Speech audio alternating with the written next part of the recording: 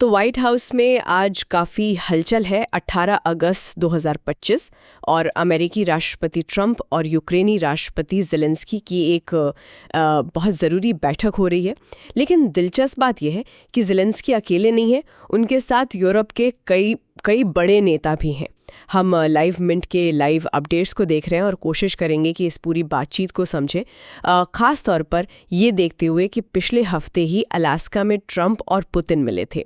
तो इस बैठक के मायने क्या हैं, क्या हो सकता है, चलिए इस पे थोड़ी गहराई से बात करते हैं। तो सबसे पहले यही देखते हैं कि ज़ेलेंस्की के साथ इतने सारे यूरोपियन नेता क्यों, मतलब फ्रांस के मैक्रों, जर्मनी के मर्ट्स, ब्रिटेन के स्टारमर, इटली की मेलोनी, फिर वॉन डर लेन, फिनलैंड के स्टब और नाटो के रूट भी। ये क्या सिर्फ दिखाने के लिए है कि हम साथ हैं या कुछ और बात है? नहीं, ये सिर्फ साथ दिखाने से कहीं ज्यादा है। असल में ये एक तरह का जवाब है। पिछले हफ्ते जो अलास्का में ट्रंप पुतिन की बैठक हुई थी ना, जिससे यूरोप बाहर था। हाँ, बिल्कुल। तो ये यूरोप का एक तरीका है ये बताने का कि भाई यूक्रेन का जो भविष्य है वो यूरोप से जुड़ा है, आप हमें नजरअंदाज नहीं कर सकते। और वो शायद फरवरी वाली घटना से भी बचना चाहते हैं। अच्छा, वो जब खबरें आई थी कि ट्रंप ने ज़ेलेंस्की को डांट दिया था हाँ, बिल्कुल। कि भाई अमेरिकी मदद के लिए शुक्रिया ठीक से नहीं कहा, तो वो अब एक मजबूत एकजुट मोर्चा दिखाना चाहते हैं। समझ में आता है।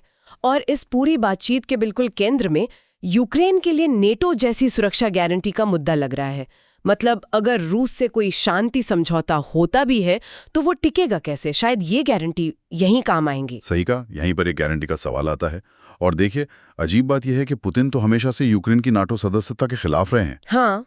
पर ट्रंप की टीम अब कह रही है कि शायद पुतिन इस बात के लिए मान जाएं कि ठीक है, नाटो सदस्य न बने, लेकिन अगर यूक्रेन पर फिर हमला होता है तो सहयोगी देश उसकी रक्षा करेंगे। अच्छा, ये तो काफी दिलचस्प मोड़ है। हाँ, और ये बात जुड़ती है सीधे अलास्का बैठक से। ट्रंप के जो दूत हैं स्टीव विटिकॉफ, उनका तो कहना है कि वहां दोनों नेताओं में यूक्रेन के लिए मजबूत सुरक्षा गारंटी पर कुछ सहमति बनी थी। और ट्रंप ने खुद भी तो फॉक्स न्यूज पर कहा था ना? जी हाँ, उन्होंने कहा कि वो जमीन के हस्तांतरण और सुरक्षा गारंटी, इन मुद्दों पर पुतिन से काफी हद तक सहमत हैं और एक समझौते के काफी करीब भी। लेकिन साथ में ये भी जोड़ा कि आखिरकार यूक्रेन को इससे सहमत होना होगा। ये बहुत जरूरी बात है। हाँ, बिल्कुल। यूक्रेन की सहमति के बिना तो कुछ नहीं हो सकता। तो फिर ये असल शांति प्रस्ताव दिख कैसे सकते हैं? मतलब जमीन पर क्या होगा? रॉयटर्स की एक रिपोर्ट थी मॉस्को के करीबी सूत्रों के हवाले से। हाँ, मैंने भी पढ़ी वो। उसमें कहा गया कि अलास्का में शायद ये बात हुई कि रूस कब्जाए हुए यूक्रेनी इलाके के कुछ छोटे हिस्से शायद छोड़ दे।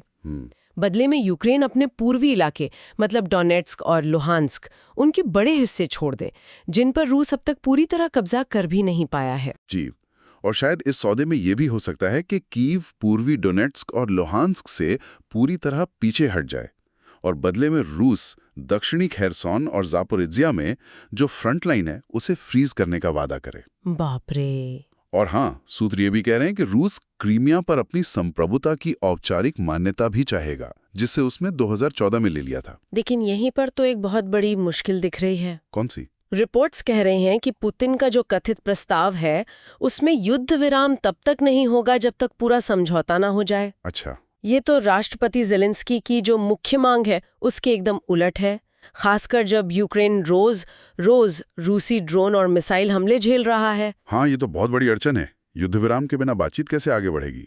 और देखिए, मामला और भी पेचीदा हो गया जब आज बैठक से कुछ घंटे पहले ही ट्रंप ने ट्वीट कर दिया। हाँ, मैंने देखा, रूस पर बड़ी प्रगति, लेकिन बताया कुछ नहीं। बिल्कुल, बिना किसी डिटेल के।